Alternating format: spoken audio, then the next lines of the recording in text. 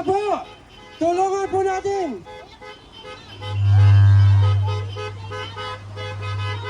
Andiyan na po. Inday Sara. Gusto ko lang i-welcome ang Muslim Alliance for VP Inday Sara, supporting for no to impeachment. Mabuhay Muslim Alliance for VP Inday Sara. Duterte! Duterte! Duterte! Duterte! Duterte! Duterte! Duterte! Duterte! Duterte! Duterte! Duterte! Duterte! Duterte! Duterte! Pagbati ng kapayapaan! Allahu Akbar! Pahintulutan ninyo ako na i-acknowledge yung ating mga kapatid na mga Muslim na nanggaling sa Green Hills.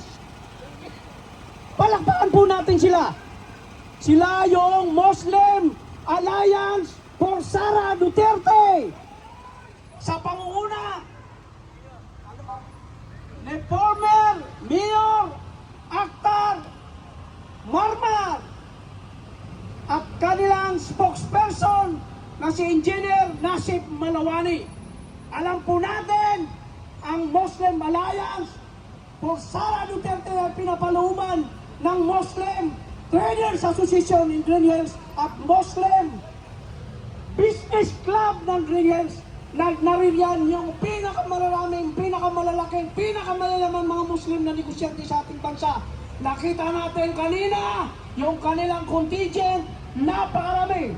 Halos 100 sasakyan nagmotorcade mula Green Hills hanggang dito sa Korte Suprema upang ipanawagan sa bantayog ng Korte Suprema na magdesisyon na, magbaba na ng haron doon sa dalawang petisyon na nakabimbing dyan sa taas ng Korte Suprema.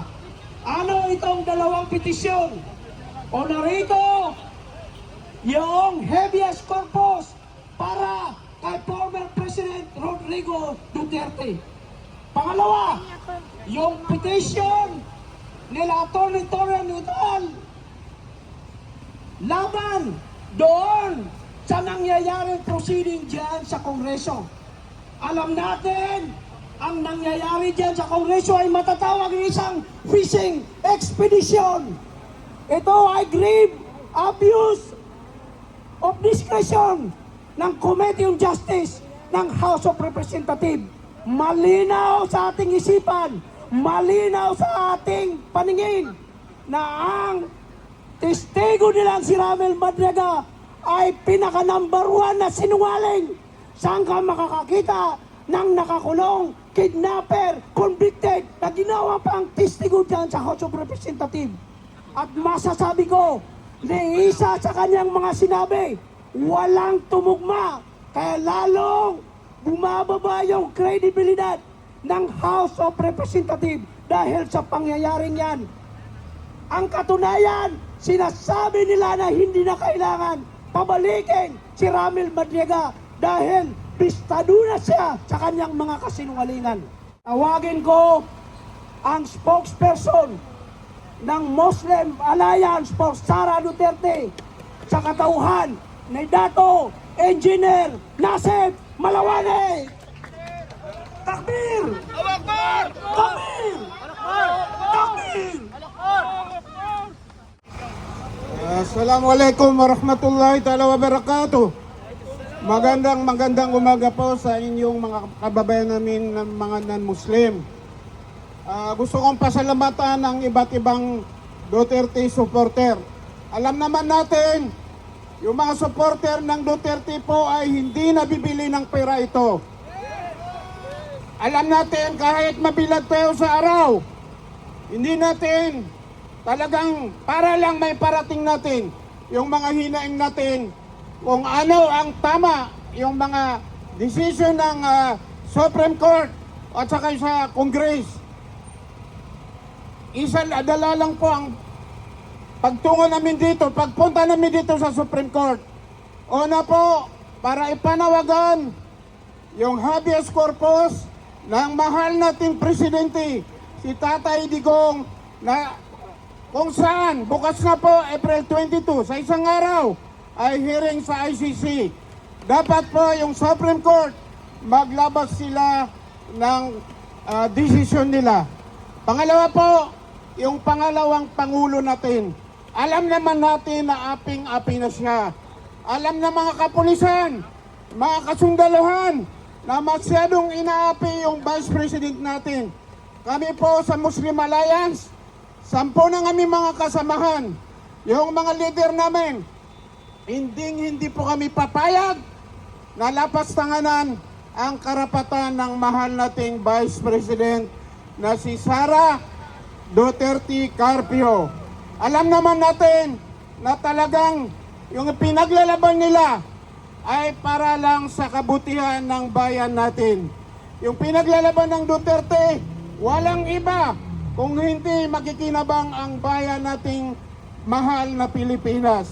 Kaya po, kami ay lubos na nagpapasalamat kung sino man ay may busilak na puso magtungo rito sa Supreme Court para ipanawagan natin na sana maglabas na sila ng TRO para po matigil na ang impeachment sa mahal nating Vice President.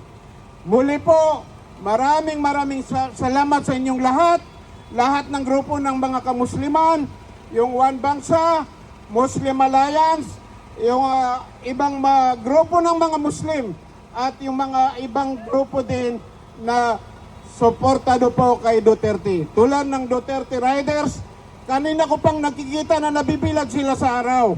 Talagang hindi sila nagatubili para lang ipagawagwayan nila yung bandila ng Pilipinas. Hindi tayo magtatagal sa init ng araw. At saka yung mga kapulisan natin, sila din ay nagbibilad sa araw para panatilihin ang kapayapaan. Sa Muslim Alliance, makakaasa po kayo sa mabuting paraan, mapaupo natin ang mahal nating Vice President tulad po ng election sa 2028. Makakasa po kami 100% yung mga grupo ng kamusliman para po sa mahal nating Vice President. Muli po sasabihin ko, lahat ng kamusliman sa Mindanao, 90% yung kamusliman ay para sa Duterte family. Kaya po, maraming salamat sa inyong lahat. Mabuhay po ang sambayan ng Pilipino. Mabuhay ang Duterte family. Assalamualaikum warahmatullahi ta'ala wabarakatuh.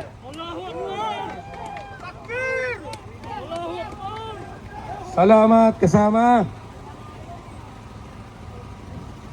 Lumulusob na yung mga taga Mindanao, nandito na sa harapan ng Korte Suprema.